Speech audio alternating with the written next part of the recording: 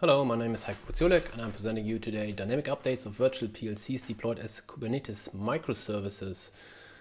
And let's start with a short application example. So we have here a control application for an industrial boiler. So the boiler looks like this. It's a big tank where you can heat some fluids, some chemicals, for example, and it's fed by a pipe, and then you have a valve here and another valve at the output.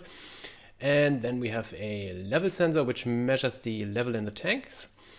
And it sends the filling level, the current filling level, to an automation controller, a real-time controller here. The real-time controller has a control algorithm inside, which it executes cyclically, so constantly every 100 milliseconds, for example. And then it sends the valve opening signals to the valve to regulate the filling level in the tank, depending on the chemical reaction. So the question here is now how to update this control logic without interrupting the production. So what we don't want to have is that we have to shut down this real-time controller, upload a new firmware, and then bring up the whole process again, because that's quite expensive and should be avoided. So we want to do that at runtime. So we also looked into the literature for literature on dynamic software updates, and there are a few works, for example, also for real-time cyclically executing applications, a few older works, but none of these works assumes a container deployment, and because of that they cannot update the underlying controller runtimes and also not the operating system, but they are always restricted to a single node. And then there have been works looking at putting PLC software, these programmable logical controllers, into container environments. Different works here, they essentially demonstrated that the PLC logic can be computed in such containers with acceptable jitter. And finally, there are some newer works on state replication in container orchestration engines, but these are mostly targeting web application, consumer applications, which are not executing cyclically and have usually simpler internal states like a few client parameters. So our approach is now we want to do the following. So our contribution is that we replace this automation controller and introduce here a Kubernetes cluster, so it's a server host, and run the PLC runtimes as Docker containers inside Kubernetes pods. And that allows us then to spin up an updated virtual PLC, so it can both update the program itself, the runtime, so the execution engine, or even the operating system. It could be a separate node in the cluster. And then we connect the updated engine also to the input signals. And then we do a state transfer, because we need to put the intermediate values from the control algorithms into this updated engine, a state transfer, and we do that via OPCUA, which is a communication protocol on top of TCP/IP. And by that we can also transfer the state between different nodes. And then we switch over the sending of the output signals from the old engine to the new engine, and then we can deactivate the old engine. That's the entire approach. So the parts we need for that is first in Kubernetes. Here's a very short overview on what that is. So you have essentially a control plane to manage different software containers. You have an API server, a scheduler, and a controller manager, and then you have a configuration database called etcd, which takes the entire configuration of the system in terms of which containers and pods, for example, are deployed. And then there are several compute machines which run the actual software containers. Containers are encapsulated in pods, and a pod is a unit of deployment. So if an application needs to run on a single node, then it has a pod with containers in it, and often pods contain only a single container, but it could be also multiple containers. You also have a kubelet and a kube proxy to get traffic here onto those nodes. And then there might be also additionally persistent storage, databases, and a container registry with updated images of the runtime containers. And we can host such a cluster either physically on bare metal or on virtual machines, actually, a private cloud and a public cloud or hybrid cloud. The scenario that we are looking on is more like a private cloud. So we have a small cluster that runs together with your industrial control system on premises, and we can then switch between different pods there. Then we use the OPCUA communication protocol. So essentially it's a client-server protocol on top of TCP/IP, and an OPCUA server depicted here. It includes an OPCUA address space, and the address space contains a lot of nodes. Nodes usually synchronize with some real objects. It could be, for example, a node for the current level in the tank, or there could be also nodes for the configured filling level in the tank, which is a static value that does not really synchronize with an object. And then OPCUA clients come in here and browse this address space and read out the current live values, or also the static values that are configuration parameters. You can also set up a subscription so they get always updated values if a new value is available. And then we also need a PLC engine. At ABB we have commercial PLC engines, but here we decided for the concept of this paper to use an open source engine, and we selected OpenPLC for that. It's an IEC 61131 compliant PLC engine. So this is an industry standard for programming these logic controllers. It has different programming languages included, so there are textual notation and graphical notations. Here is shown an engineering tool with a function block diagram notation, and for example here the fluid level in the tank is connected to a output valve. So this is the logic that is configured here, and here's a less than function block that just regulates the level in the tank. Once you have programmed the logic here, and this is a very simple logic, we have very complex logic in realistic programs, then you deploy the logic to a runtime, and the runtime you can also monitor at runtime while executing, so you see the live updating values, and yeah, can also interact with that. So our architecture looks like that. So we used Kubernetes. So we have here a master node, which serves as a control plane, and then we have different worker nodes. We depict here only 2 worker nodes, but it could be, of course, more than that. But to explain the concept, that's sufficient. What we introduce actually is this virtual PLC operator. And as a prerequisite for that, we deployed the PLC runtimes, the OpenPLC runtime, for example, as Docker containers inside pods. So we have here now the runtime system. The runtime system hosts the PLC program. The PLC program carries an internal state, as for example in the running example was the configured desired filling level in the tank.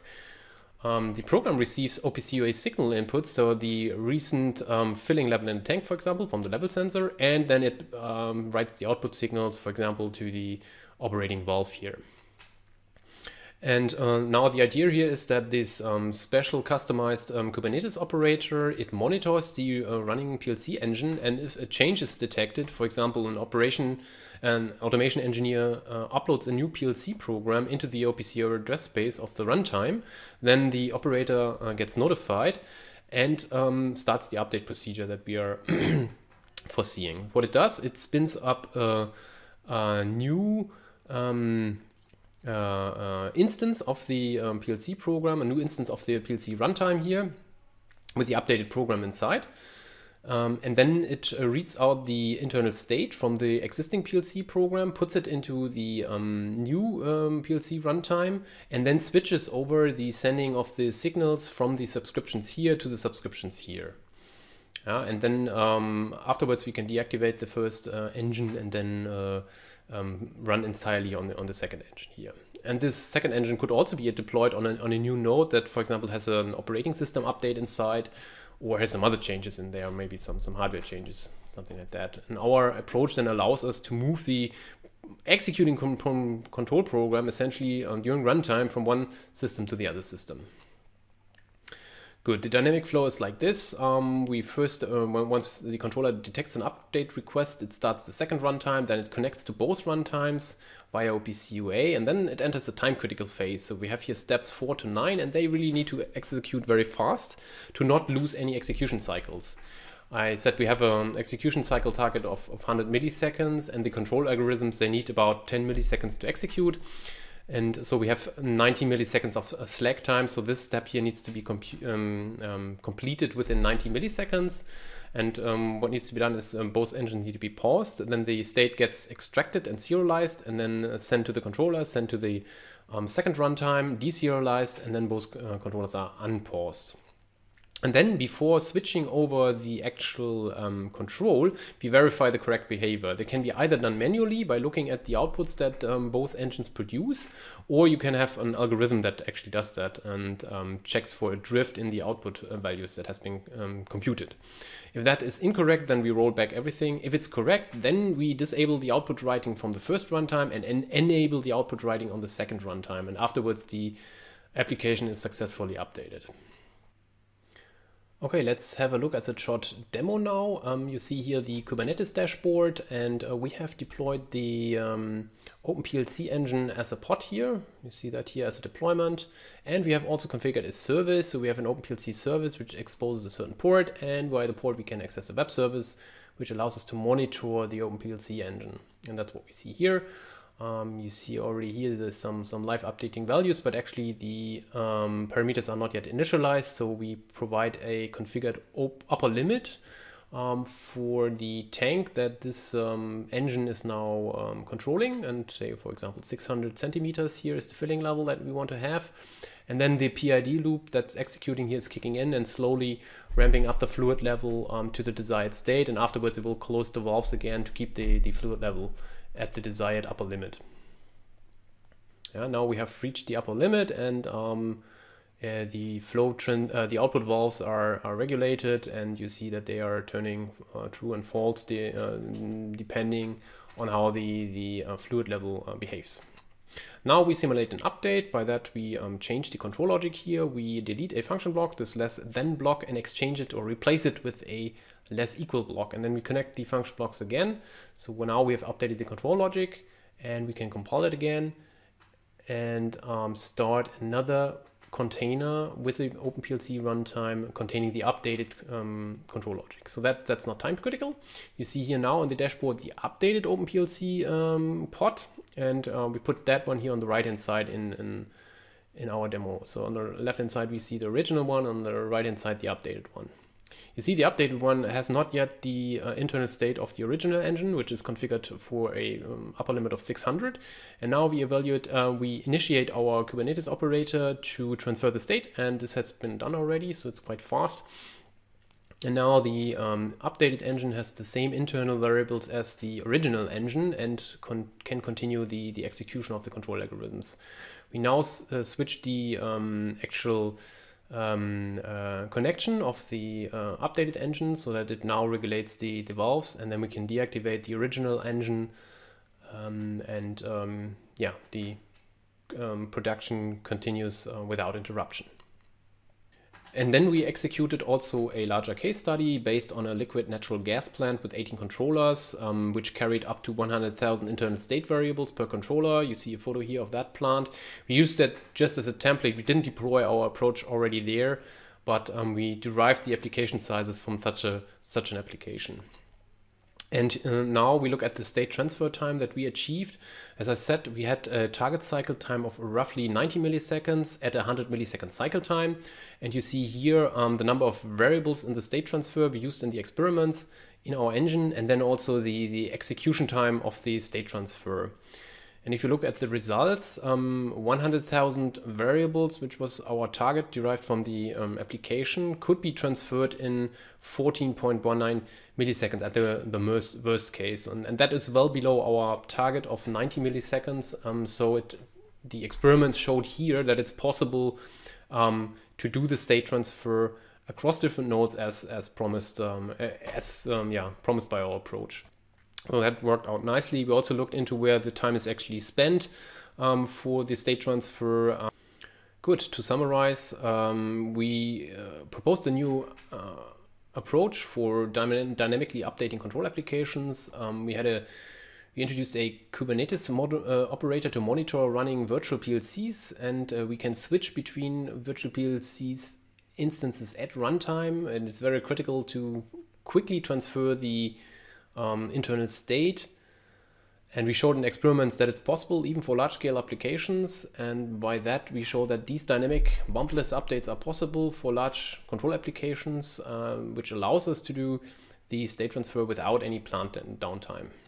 In the future, we also want to add a local shared memory transfer for the state that restricts it then to a single node, but it can maybe even support faster cycle times. We want to enhance the operator so that it automatically selects where to deploy the next PLC engine, the updated engine. And then finally, we also want to look at resource-constrained devices, which are probably not fully integrated in the Kubernetes cluster and need other means to benefit from the container orchestration. Thank you very much for your attention.